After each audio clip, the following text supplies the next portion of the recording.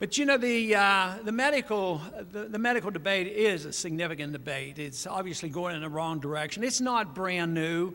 Early on, I was asked constantly, what do you think is going to happen? I said, probably they won't get everything. They won't get the whole package, but they're going to make it worse. Americans are adapted to incrementalism. And we've been putting up with incrementalism in all areas, and in particular in medicine. We've been involved for a long time. Right after World War II, they talked about starting programs. They tried to socialize medicine back then, but they started things like the Hill-Burton, which was meant they would send out money and build hospitals. And then Eisenhower, you know, a Republican, gets a new department, Health and Human Health, HEW, Health, Education, and Welfare. And then in the 60s, we had Medicare and Medicaid, and onwards. Every decade, there's something else, Republican or Democrat. That's why we need more constitutionalists that would look at this in a principled manner and say the federal government doesn't have business running medical care.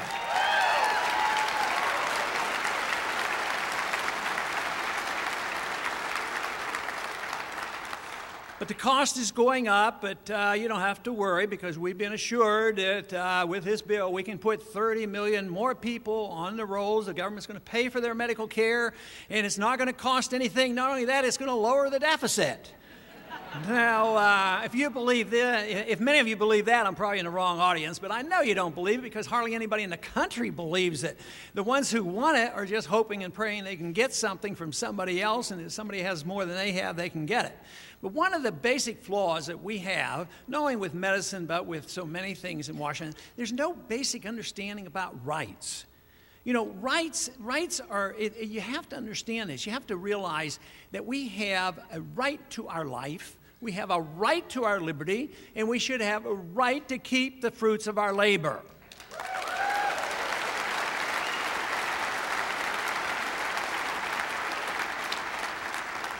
Rights come from our Creator, and they don't come from the government.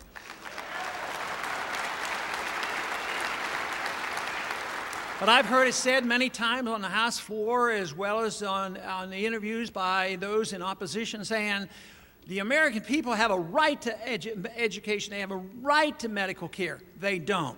They do not have a right because it is if that were true, if the government had this obligation to give somebody an entitlement of Medicare, medical care, or education, that means that since that person doesn't have a right to it, it means that it destroys rights because the government has to take it from somebody. So they're undermining rights. So it's actually opposite of what they say. But once you have that definition, the sky's the limit. But then you say, well, won't the Constitution limit what they do? No, it doesn't. Is it because they don't follow their oath of office? According to them, they do.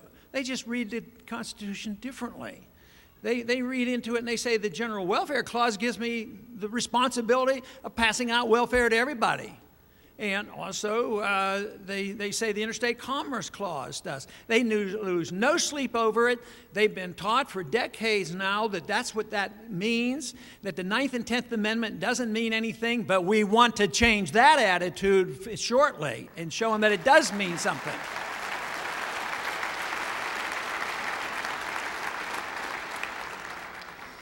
But the whole idea that somebody has a right to something else is really the source of so much of our trouble.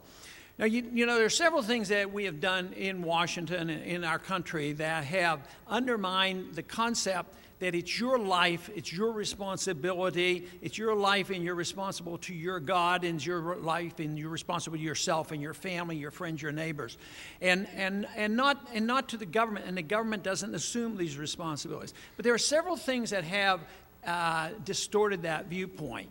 The medical care is one of them. This assumption that the government is to take care of you from cradle to grave and make big decisions about what medical care you get and what end-of-life processes there are, that means they have turned the government into the parent and the individual control over all that we do. Ralph Smead likes to call that statism. It is statism, and it's the worst way. It's an authoritarian approach, and it's that principle that we have to reverse.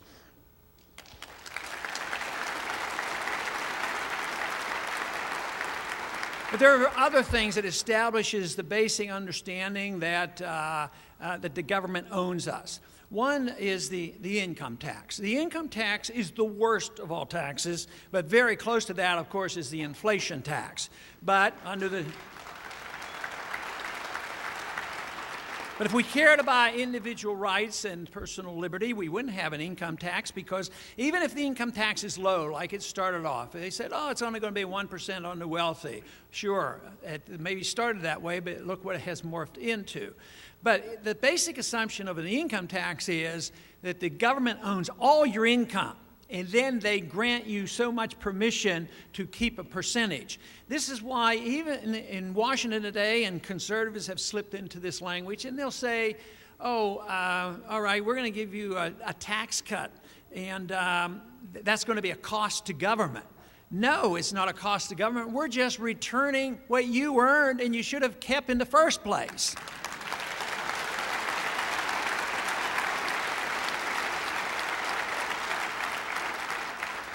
So I think this idea of the government taking over medical care tells you who owns us. I think the income tax does, but there's one other thing that emphasizes this point.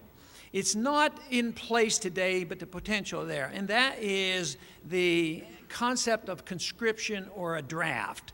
This means that individuals belong to the state, and we haven't used the draft, and that's good. People turned against the draft after Vietnam.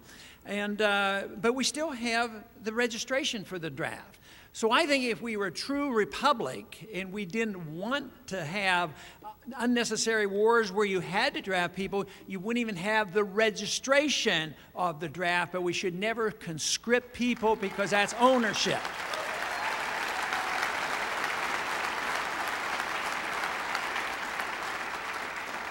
And I believe we outlawed involuntary servitude, so someday we'll maybe have to refine that concept. But it is this basic understanding about rights that has to be reversed if we expect to get our republic back, because the purpose of a republic, the purpose of our Constitution, should be very simple. It should be for the preservation of liberty. That should be the purpose of government. And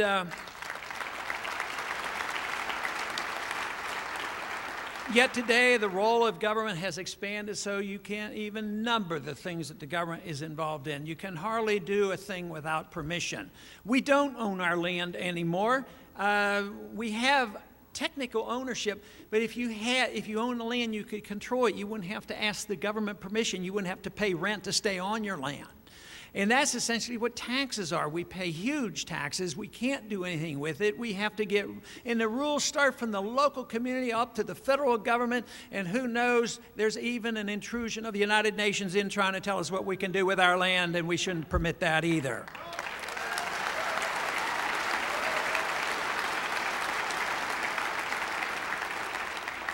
But because government has assumed this role that is absolutely unconstitutional, we have huge government. But we have been living with a set of economic theories that are completely fallacious. They don't work, they're wrong, and they violate all the principles of free markets.